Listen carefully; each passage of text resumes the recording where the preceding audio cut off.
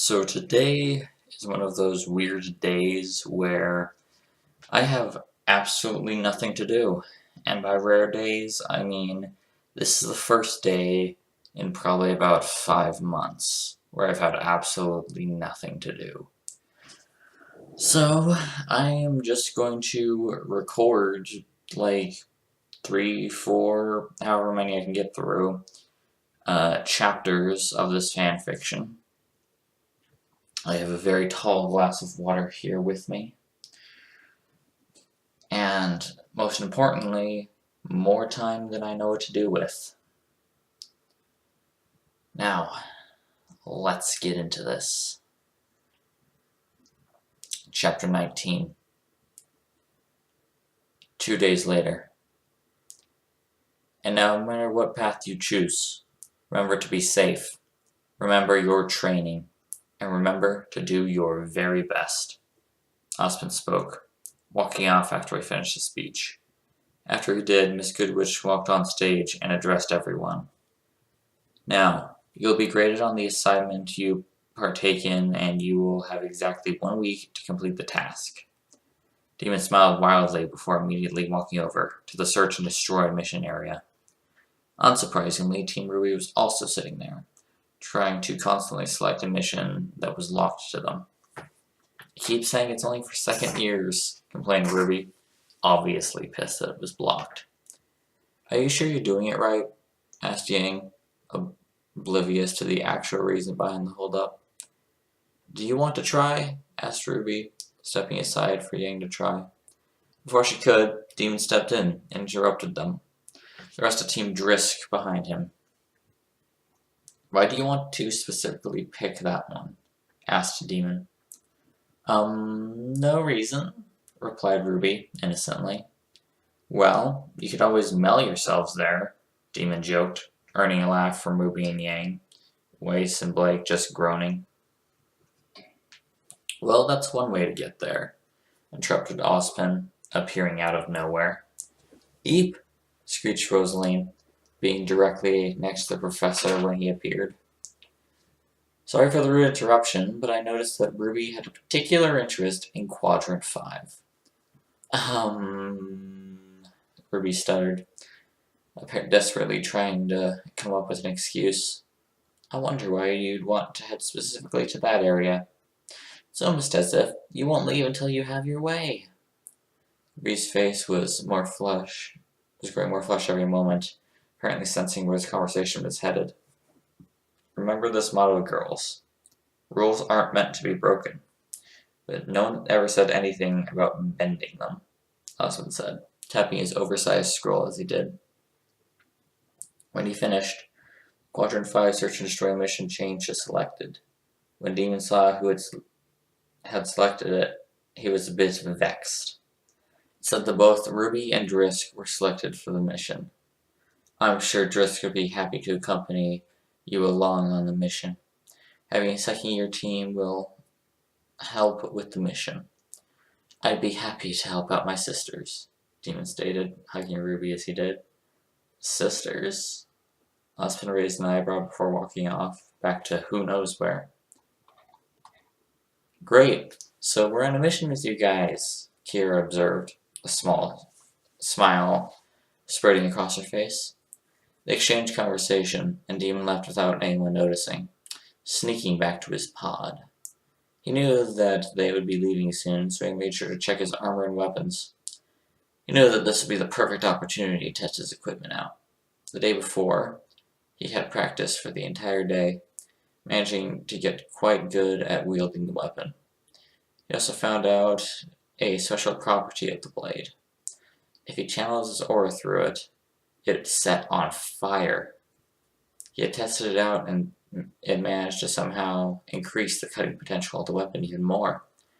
Even though he had been interrupted during his training session in the morning by Ozpin, he still had time to figure it out. He had been taken to Ozpin's office where Goodwitch and another man called General Ironwood were waiting. He was asked to uphold his part of the deal and inform them of the so-called superior technology of his universe. The bargaining the bargain for coming to the academy. He had upheld as part of the deal. Technically. He completely wasted their time informing them on things they could never get. For example, gunpowder and fossil fuels. Before they could get annoyed with him spurting out useless information, his time there was done, and he was allowed to leave. He still didn't quite trust everyone here, and certainly wasn't giving plans for building Titan enhancements to a general of some random army he didn't even know. He made it back to the pod after remembering the previous day and grabbed his gear, pulling on the beautiful armor his mother had given him. He loaded everything and even packed his extremely overpowered nuclear rocket launcher. Once he was finished, he made his way to the landing dock, waiting for Team RWBY to arrive, and jumped in their designated bullhead. As he waited, he saw a particular bullhead land, and about 100 students flocked to the bullhead. He saw a team step out, and everyone started flooding them with questions. One was a male, absolutely colossal, and had a large, green, curved greatsword slung over his back. Another man followed him, his eyes fogged over, indicating he was blind, yet he still walked as though he was able to see. He had 2 blades running along his forearms, as well as large knuckle busters from which the blade sprouted. At the front of the group was a woman, wearing something along the lines of a khaki military uniform.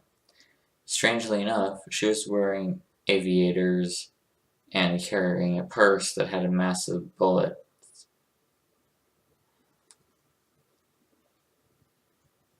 Strangely enough, she was wearing aviators and was carrying a purse that had massive bullets hanging off. These 3 just casually brushed alongside the massive crowd and walked ahead, leaving behind their last member. She was a lot shorter than most of them gathering around, but she had made it up to her.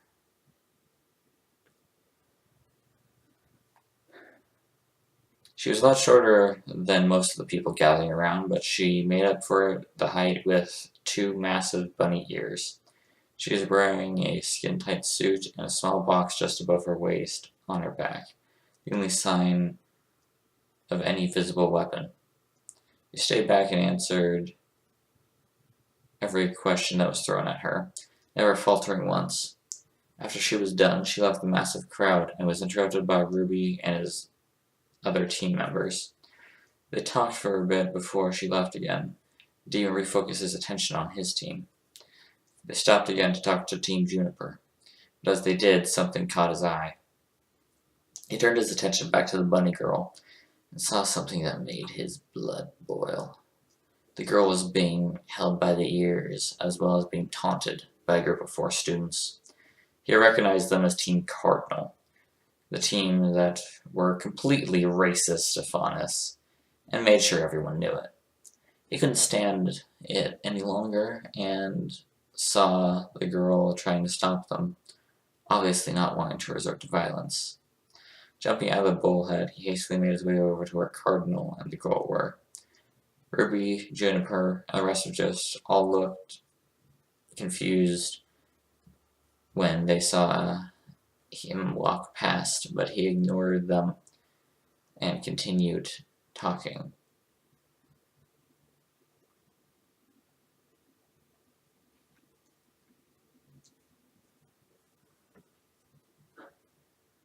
He hastily made his way to where Cardinal and the girl were.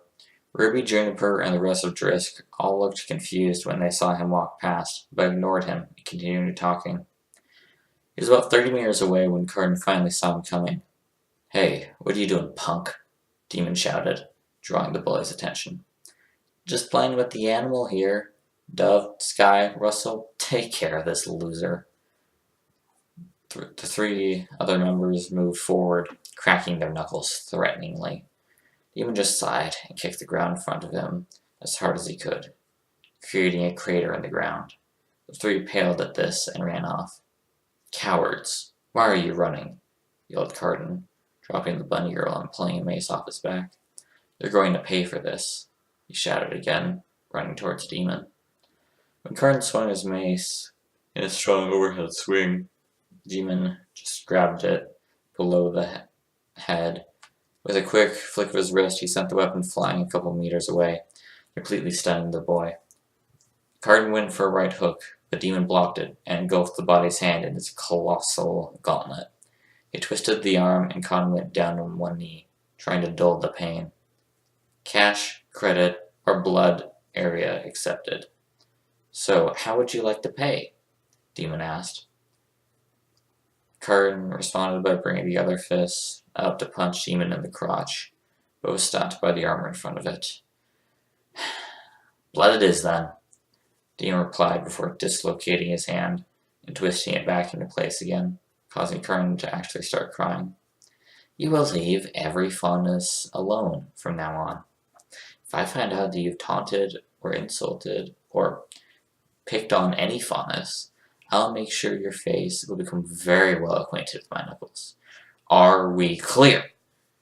Karn didn't answer for some time, which just made Demon twist a bit harder. Fine, Karn practically screamed, running off and grabbing his mace after Demon released him. After watching the bully run off after his lackeys, Demon turned back to the bunny girl.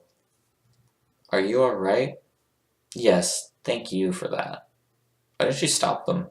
I'm pretty sure you're a second-year student, so why didn't you just load a can of whoop-ass on them? She giggled a bit before responding. That would just make them know they were getting to me. Besides, I didn't want to crush their egos too much. But I see you did that anyway. Why did you help me? Why wouldn't I? I don't just sit around and watch people get bullied. I prefer to make sure they piss themselves the next time they even think about doing it again. Yeah, but why help me? This time pointing to her bunny ears. Well, I would say that I don't mind you being a fondness. I think they're cute, said Demon before walking off, causing the girl to blush furiously and rush off to the rest of her team. Demon made it back to the bullhead where everyone was waiting for him. You're 5 minutes late, complained Weiss, obviously impatient with his tardiness. Yeah, and you're a snobby heiress, deadpanned Demon while jumping into the bullhead. Hey! What? I thought we were just pointing out blindingly obvious things. Weiss grumbled and sat in the seat on the side of the aircraft. The others just laughed and sat down in their own seats, everyone preparing for the mission ahead. They sat talking for the rest of the journey. Demon stayed out of the conversation to clean his weapon. Halfway through, he nearly dropped half of the parts off the bulkhead after Ruby had the brilliant idea of opening the side door to get some fresh air.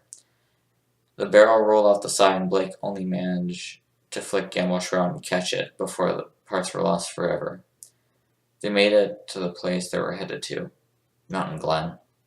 Demon had, of course, hacked in the files containing within the school archives and briefed the others on what they were heading into. We're heading to an abandoned city which was overrun by Grimm a couple years ago. We literally have 8 people who are trying to do a job that couldn't be done with an entire city's worth of defenders. What could go wrong? Okay, ladies, gear up and drop out, shouted Demon before pushing the entirety of Team RWBY out of the dropship, while they were still flying about 100 meters overhead. What are you doing? Screamed Rosaline, seeing Demon crazily push the others out. Having fun. You do have that parkour kit, right? Yes, I do, but try and land on your feet, okay? He interrupted by shoving her and Kira out the craft as well. I hate you! She screamed back at the ship, making Demon smile. Turning in the ship so he was facing the inside, he flung his arms out and dropped off the back, flying through the air at high speed. When he was about 10 meters off the ground, he flipped around and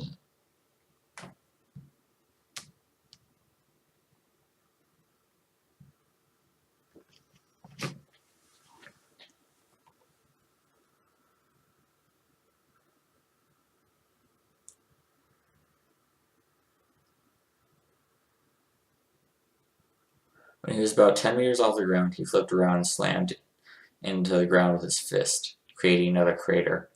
To his surprise, this armor didn't break this time. The gauntlet looked completely fine. You forgot someone, Kira mentioned, pointing back to Sid in the ship. I thought he'd got the memo. Demon stayed before tapping a few buttons on his screen to calm down. Spectre jumped off and landed gracefully on his feet, not even receiving a dent. So, what do we do now? Asked RWBY, eagerly pulling out Crescent Rose. Well, this is called a search and destroy mission, so why don't we just remove the searching part? Demon pulled out his pistol and fired its entire clip into the air. After a few seconds, he heard a large group of howls in the distance, about a kilometer away. Why did you do that? Screamed everyone, pulling out their weapons and loading them, causing resounding clicks from everyone. Just being the bait. Now we wait for the catch. Demon responded, changing his weapon into its chain gun form. Within the next 2 minutes, a massive pack of Beowulfs sprinted out of the surrounding buildings. Light 'em up! Demon shouted as he pulled the trigger of his HMG, ripping apart the approaching Grim. He had decided against using his massively expensive explosive rounds, mainly because he would cut through them in a minute, and because to make them with dust was even more ridiculously expensive. Everyone opened fire, and they were cut down in a couple moments, mostly because of the line of fire coming from the chain gun. Well, that was boring. Okay, we only have to...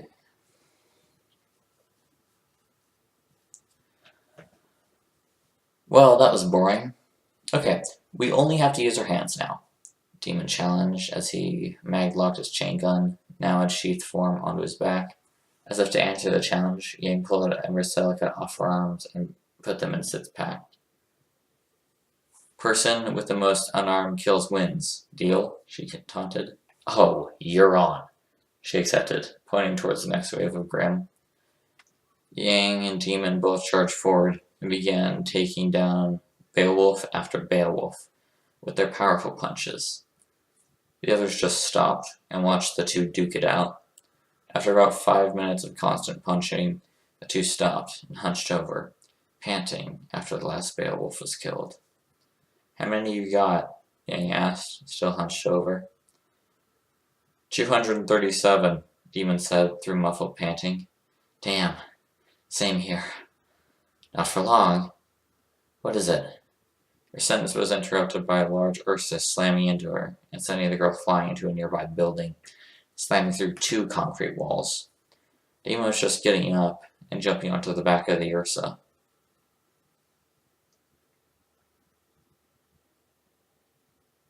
Demon just walked up and jumped onto the back of the Ursa.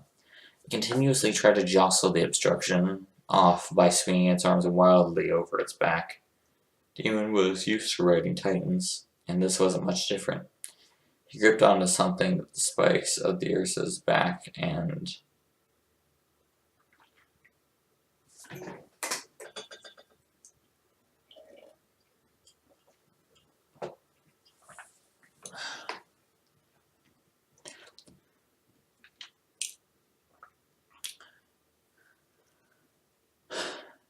He gripped onto some of the spikes on the Ursa's back and held on until the right moment.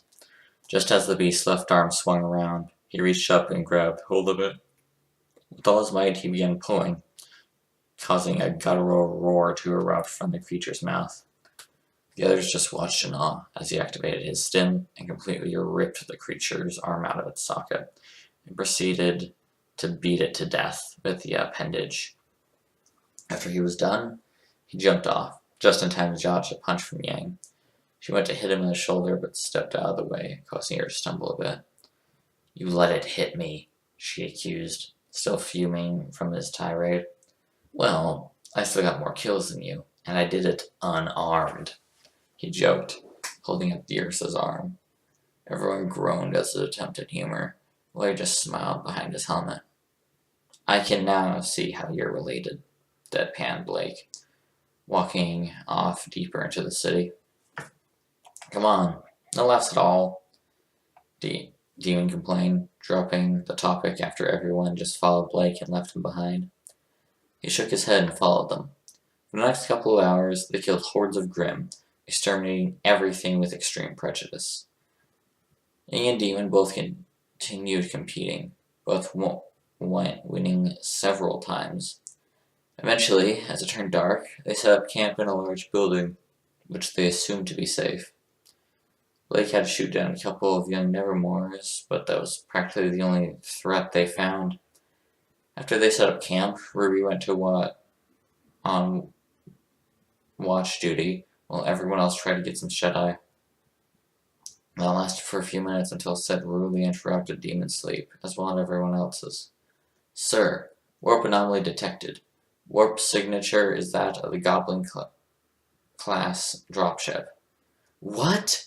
Demon shouted, jumping out of his sleeping bag. "The craft is currently warping within 5 kilometers of this location. Estimated time around arrival in 3 minutes. Their flight log is currently showing that the craft has sustained critical structural damage. Life monitors only 4 crew alive. That is all I can pull from the incoming jump signature." "Crap, that's bad. What's wrong with that? Don't you want more people to come here?" Instantly asked RWBY, moving from her sentry spot. "Goblin dropships are an IMC exclusive, so unless another IMC was nice enough to lend it to the militia squad, then they're gonna be hostile." "Oh. Well, I'm gonna go and find out what's happening. You all need to stay here." "We're coming with you," complained RWBY, hugging him as she did. "Sure. But if you want to see 4 people shot dead..." "Sure. If you want to see 4 people shot dead." RWBY paled at this and shied away. "There will be no reasoning with them," Demon added painfully, knowing what he would have to do. He stepped up and said goodbye to them, all earning comeback saves from everyone. He called down his Titan, glad to finally be in the pilot seat again, until he tried getting in. He didn't fit at the first, until he removed just about every piece of armor he had. He pulled it all off and set it in a small satchel on the outside of the Titan. He powered up the 3 cores to full and set off in the direction that was marked on his HUD. After he picked the general direction where the dropship would land, he activated his dash core and practically drifted over the ground with help of the jets on the Titan's back. He stopped at a large bluff and looked up into the sky, waiting for the signs of a jump. 30 seconds later, a small white speck suddenly appeared in the night sky and plummeted to the ground. A plume of black smoke contrasting the night sky. Demon waited for it to land before slowly heading over to the crash site. He crouched in his Titan, managing to hide in the tree line, and snuck up to the passengers of the craft. When he made it there, he stayed a fair way back so that he could only see the occupants, and activated the night vision scope. The craft was thoroughly dug into the ground, nose first, and was smoking from both engines. The side door suddenly burst open, the explosive bolts sending it a few meters from the craft. The occupants made their way out of the dropship. Much to his surprise, all of them were wearing militia uniforms. The first one he saw was wearing a standard militia CQB uniform, face revealed to the elements, with only sunglasses to cover his features. Said militia jumped onto the ground and began surveying the area with a shotgun in each hand. Level action by the look of it. He had 2 massive Archer missile pods on his back, probably of the Titan hammer variant. A large wasp painted on his chest plate. The next person he saw coming out of the crash ship looked more like a scientist than a soldier. He walked on 2 prosthetic legs, both having running blades, and he looked at to have a robotic eye. He carried a smart pistol in his offhand and a large data pad in his right, in a hand that looked a bit robotic. He also wore the CQB variant of armor, but this time he had a riot helmet on, protecting his face shield with a sheet of plexiglass that looked to have way more than just a battle stats.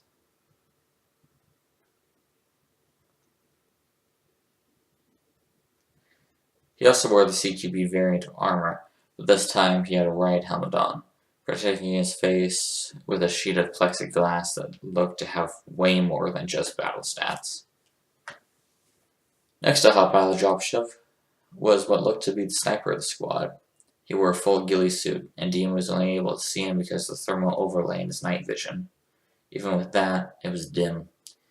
He carried a longbow DMR with a large silencer at the end and a 12 by 12 times zoom scope attached to the top. On his head was the sniper. On his head was something that he could have mistaken for the spider's eye, as 12 optical sights were put into 2 clumps on his head. Demon knew they must be high in gear, so he was lucky the sniper didn't turn his way. Instead, aimed his rifle at the opposite side of the small crash area. The last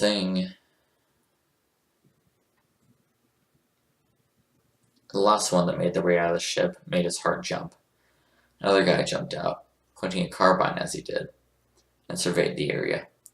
On his left arm was a massive gauntlet, with a wide fist and 3 large vials of gray liquid located on the outside of the large armor piece. He wore the usual militia rifleman armor, with a few thicker armor pieces on his chest and legs.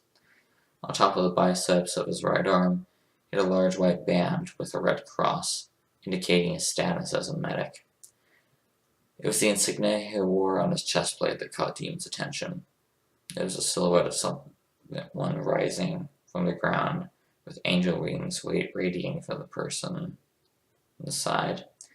He knew that only one person had ever laid claim to that symbol, and they earned it from doing something that could only be described as just short of impossible. Demon strode forward in his Titan, and the 4 of the dropships instantly saw him. The 2 shotguns pulled out both their rocket launchers.